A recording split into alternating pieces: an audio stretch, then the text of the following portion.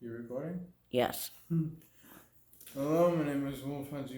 I am an advocate for autism, and this is actually I am on the high functioning end of the spectrum.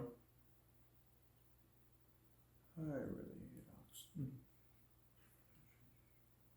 But yeah, I remember seeing when I was in elementary school.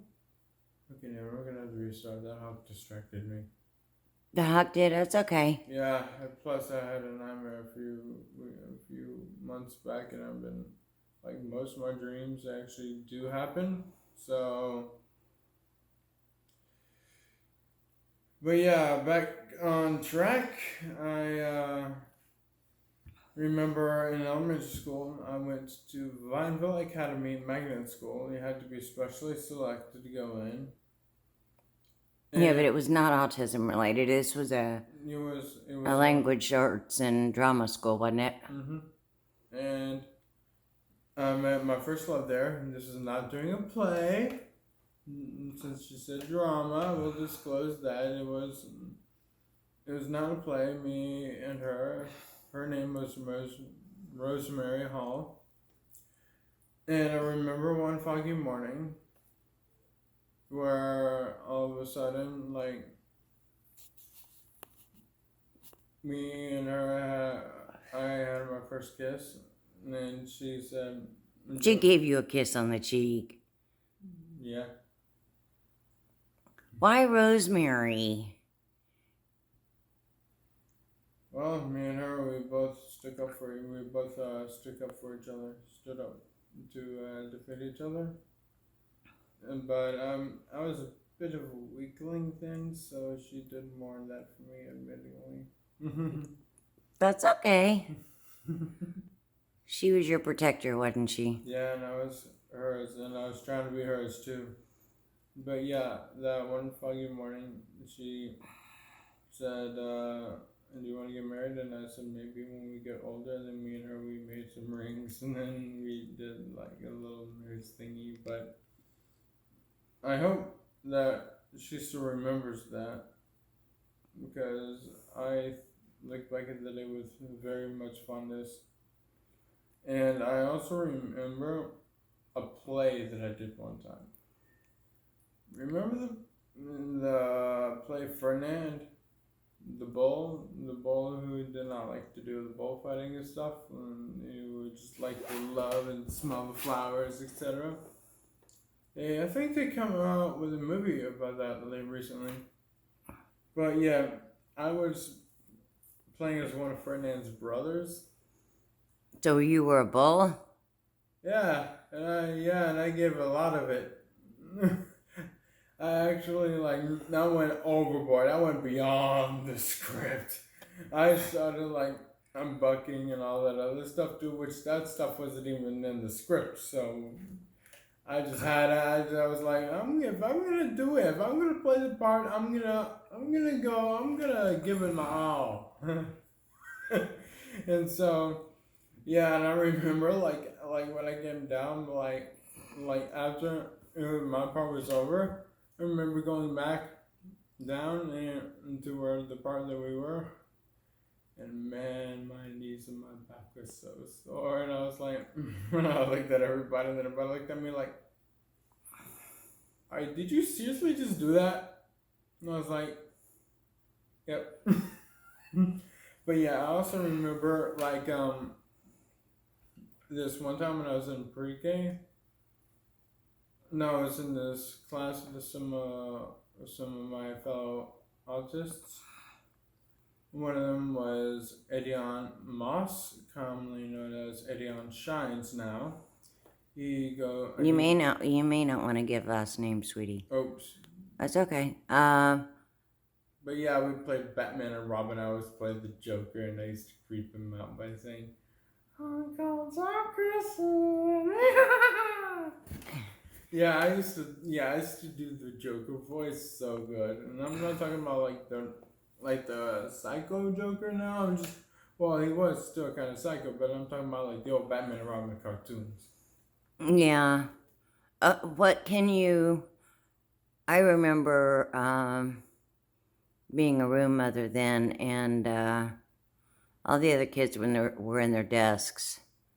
And you were probably pre-K, first grade. And I think that's about the time you were diagnosed. And you loved all the toys, and all the kids were sitting in their desks, and you would not listen to the teacher. I think you were just so excited about the toys, all the different toys. And I was like, and I was so into it, I was so into it that it's like, Yeah, I don't think you even heard her. I don't think you even. Like, hello, this kid got something in between those 2 years, and I'm like, no, I'm like, pi is 3.14159. No, that wasn't till. No, that wasn't till high school, smarty. Okay, but I learned that in high. Well, I memorized that in high school and all that. Well, but yeah, go and forward a few years. Well, I do remember always like. Was there any class that you enjoyed that you can think of when you were in elementary? Yes, Miss Wright. Like in background academy, Miss Wright's class, I always loved to sit down, and we always used to sit in a semicircle and just listen to her her adventures. Like I was so excited. She kind of had a little bit of a crush on her, I will admit. Did she read library books, or was she a teacher, or was she? She was a teacher, and I forgot what kind of teacher, but I do remember that she was one of the teachers that I always loved to go to. She was very, very, very, very, very funny and very, very, very, very, very, very smart. And she actually brought a piece of blue glass made by lightning. Oh, that reminds me of the movie Sweet Home Alabama. Yeah, but this thing was like a full-fledged, big, huge block. Really? Yeah, it was like a big, huge block of glass. I've never really seen that done, so I don't. Well, she actually saw lightning strike the. I remember she telling me that the lightning struck the beach one time when she was in Savannah, and she went over there, and then she was able to dig up a piece of the glass, and that was pretty big. It was blue too, which I think that there was either A, different kind of sand, or B, the polarization of the lightning was different. Thinking back at it, the other was positive or negatively charged. Yeah. But yeah, and then well, when you were in at Vine, excuse me for interrupting. When you were at Vineville Academy, you then had not yet been diagnosed, and then after you were diagnosed with Aspergers at that point in time, I think you started going to special classes. Actually, I think it was one-on-one, wasn't it? Do you remember that? No, but I do remember one time when I was in the bathroom, I accidentally slammed my thumb into the bathroom stall door. And I also remember shoving a straw clear up my nose where they had to get some pliers out. In school? Yeah. I wouldn't recommend anybody try that. Nobody tried that at home because looking back at it from my knowledge of like the Egyptians and the pharaohs, I'm like, don't do that again. I'm like, I will never do that again. Am I a pharaoh? No. Why would I do something like that? Okay. All right. Now, after you went to Vineville, I went to Rosa Taylor. Yeah, they moved your schools to Rosa Taylor. Yeah, and that was for a few months. And then from that school, I got sent to Elam. No. Then. No, it was Rosa Taylor. No, it was. No, you're right. It was Elam after that. You're right. And then after that. Now, 7 count. Wait. Okay. Let me explain Elam. Elam was. That insanity ward. Yeah, Mondays that's anymore like that. yeah, that place was terrible. That was if we'd adopted you then, we would have never had you there. But Elam was a GNET's 7-county behavioral school, which were actually for kids that, Were like way worse than me. oh, well, behavioral, not a mental thing, but Behavioral, I mean, behavioral, like kids that brought knives to school and threatened to hurt people, and they had no business putting you in there to start with. Yep. Now, tell about your classrooms. Ooh, attached to each classroom there was a padded cell. It was what? A padded cell. A padded cell, that's right. Like they have in the insanity wards. So, looking back at it, What were those rooms used for? basically they were called quote unquote quiet rooms, which they really, and they were dark too. They didn't have a single light in there. So the thing is that it was supposed to be like a disciplinary thing, and I'm glad the Board of Education stepped in a few years later, and then they had those removed, and they shut down all the schools. Actually, that was the Justice Department. Yeah, the Board of Education. Georgia, yeah, no. Department of Justice. Department of Justice came in. Georgia wasn't the only one that had those type of schools. Alabama had them. Georgia, Tennessee, there were several. There were several. As they call them.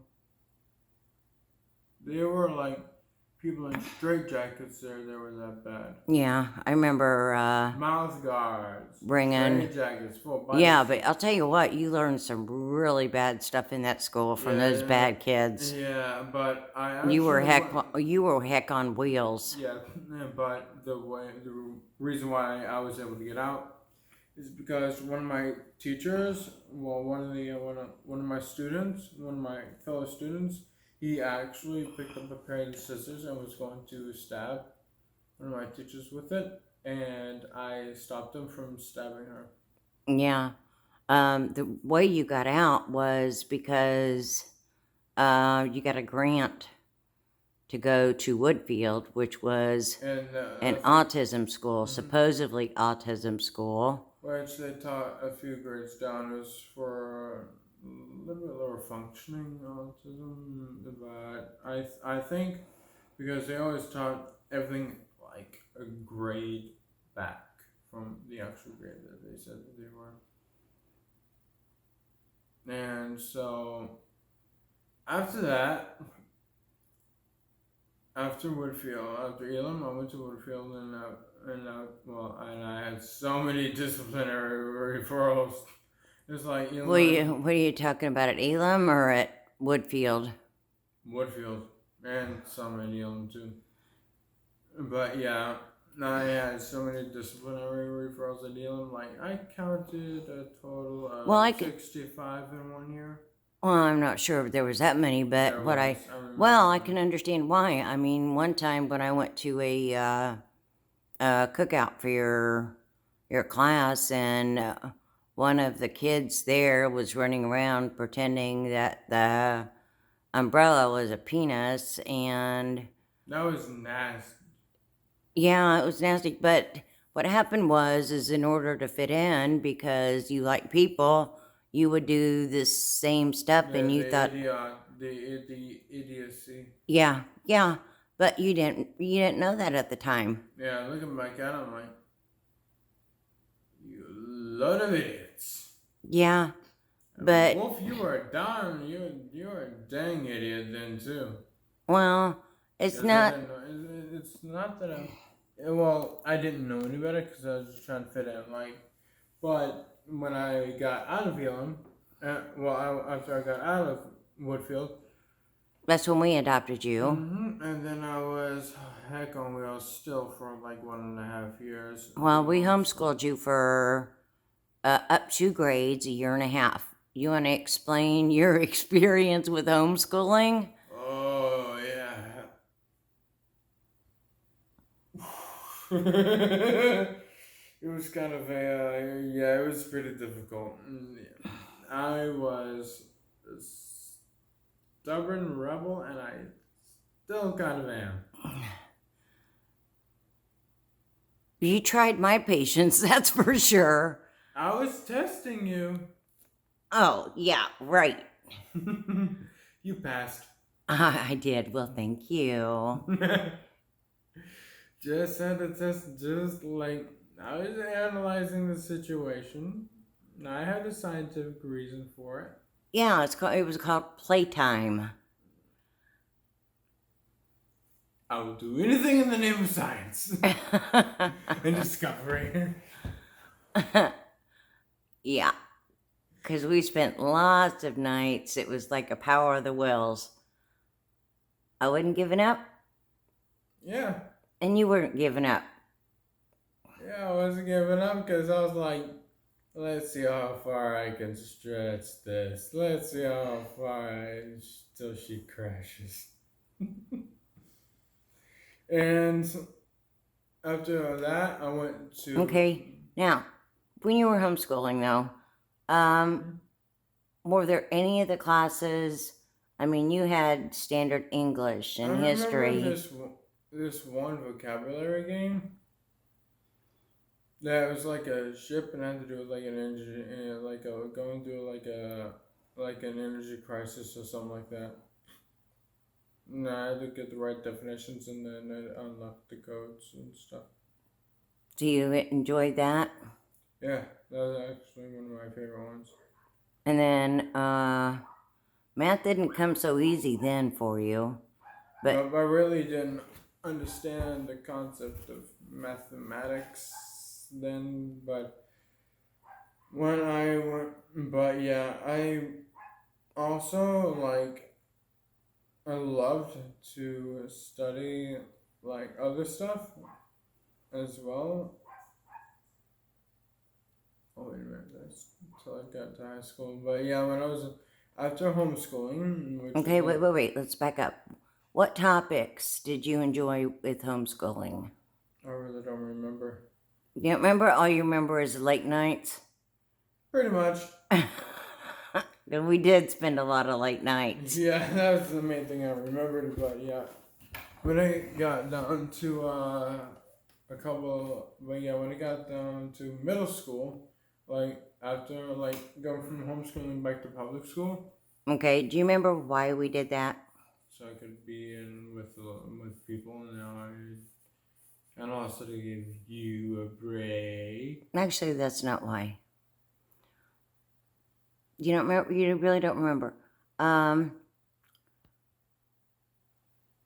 There's a lot of social cues that I don't care how many activities we went to, as far as you learning from other people. Mm-hmm. It wasn't the same as being and living day in and day out in a public setting to where... Yeah, it's basically to help me integrate. It was basically to help integrate me back into society. Exactly, because group therapy, all of that, none of that was really... Yes, no. Yeah, for us, it just... I don't know. You mentally knew the cues, but living it was a little bit different story. It's the difference between coming up with a battle plan and then actually getting down into the weeds and actually going through it. Because there's an old military saying saying that every plan is perfect until the enemy is encountered. So, and the enemy was going through the trials and stuff like that. So, I knew the plan, but when it got down to actually getting down to doing it, that was difficult. Yeah. And there are some nuances of being on the autism spectrum. One is being texture oriented. Yeah, I love my soft stuff, but like if I need to wear something rough and rugged, I will. It won't be. It's not preferred, but I prefer soft stuff, and even with certain kinds of lighting, my eyes just don't like it. It actually feels like daggers are being stuffed into my eyes, and it kind of hurts. But if I have to deal with something, and if I have to push through with something, I will. And if I have to get adjusted to something, a man can get adjusted to anything if he has to. So. Unless it's a change in colors. You are a stickler For black and red. Yes. I love those two colors. As you can tell, we got black, red. You will always even going to church, trying to get you into a beautiful blue shirt which matches your eyes really well, is next to impossible. Well, when I wear black and red, it also brings out the yellow specks. It brings my eye color down to like a stormy dark gray that also exposes the yellow specks in my eyes. The underlying yellow specks that are concealed by the blue. I think the blue's prettier. But I would. You say you see me with blue eyes, it's kind of conditioned to it. Okay, so after being homeschooled and brought up 2 grades, which we were able to find an accredited homeschool, then you got thrown into indoctrination by fire, and we got thrown in. Feet first in the heck. Yeah. And we got thrown into IEP, Individualized Educational Plan,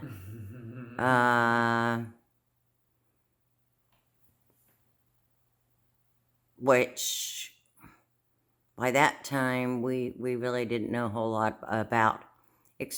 Talk about your 8th grade year, and we'll finish up with your 8th grade year, because that was actually very much a turning point for you. Oh yes, like I was like, hey, like I remember like I was out of control. I was this out of control wild child. I still kind of am a wild child, I will admit, and I like being fat. So no hard feelings, okay, Nana.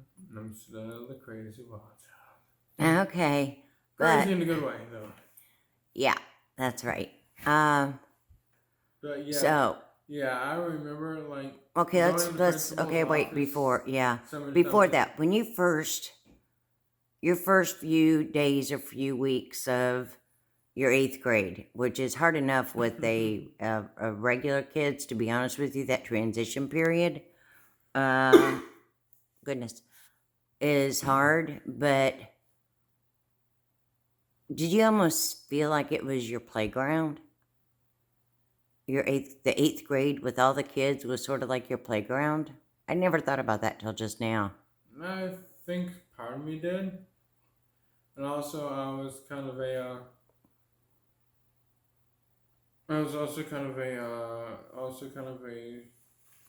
like just trying to feel my way through, just trying to like find my place. And then so I remember like in the process of me finding my place, I got sent to the principal's office so many times that I thought about having my mail forwarded there. I know. Nana, tell them about. Lord forbid the phone would ring before 4 o'clock. And why was that? Because usually it's like I'm picking Mafia, he's suspended. No, or not always he was suspended. It could have been, okay, we need to call a meeting. Now, They did try and send you back your 8th grade year to Elam. I did not know that. Oh, well, that's because me and your Opa said no.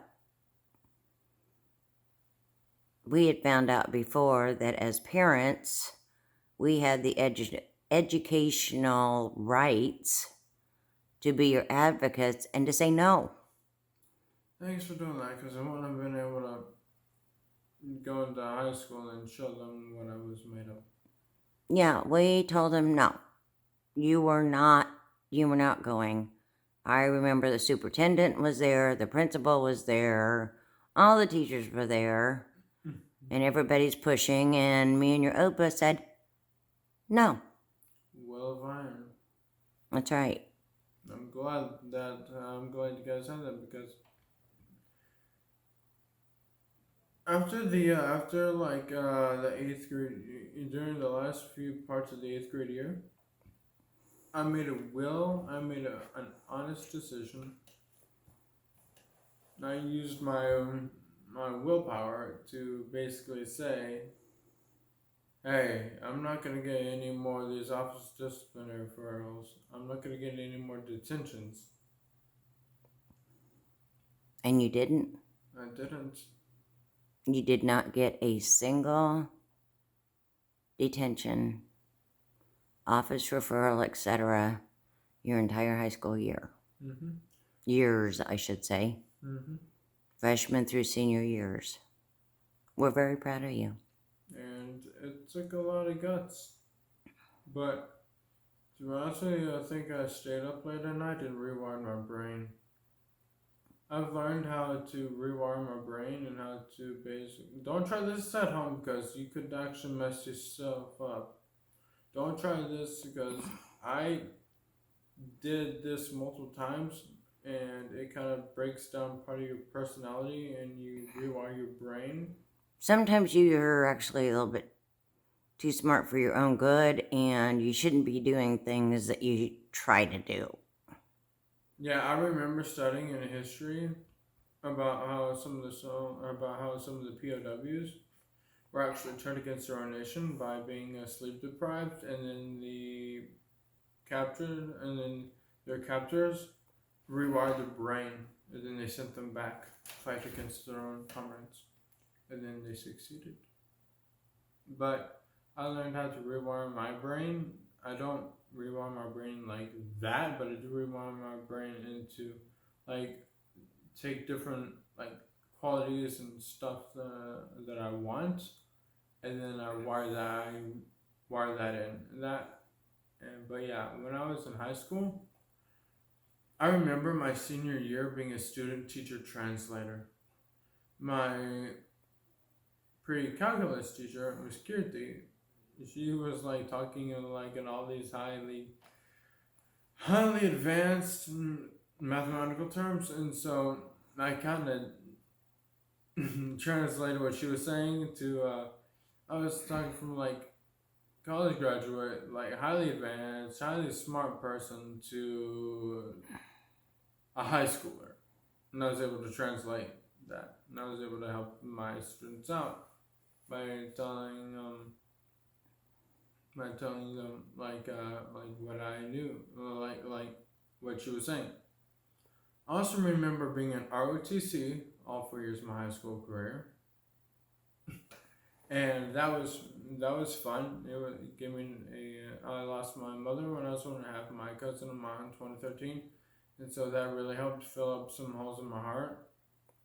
Yeah, the guys stick up for you too. And I stuck up for the guys too. We were brothers. We were brothers and I had some sisters there, and my sisters and my brothers, and they were like another family to me. And I stayed there all 4 years, and I graduated with distinguished military conduct and fidelity. And also, my junior year, I received an award from the Sons of the American Revolution for having the highest ideals and standards. You did very well. We're very proud of you. And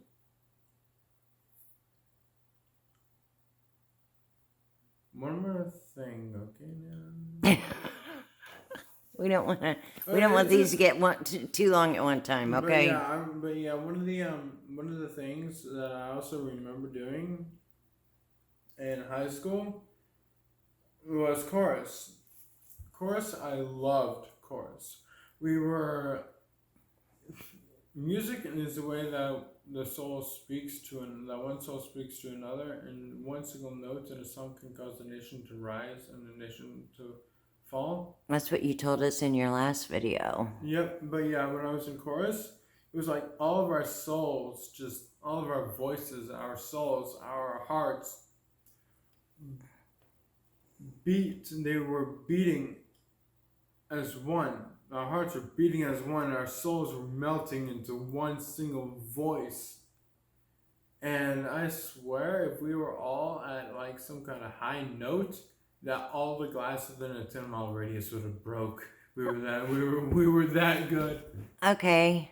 And You're not shy. Sing for me just one for about 30 seconds. okay, this one is from Fire Emblem Fates. It's one of my favorite games.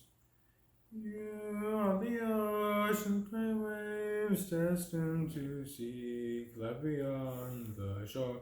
Just out of reach, yet the waters ever change, flowing like time. The path is yours to climb. That's a song, that Azura song. It is. Okay. Either way, have a lovely day, everyone.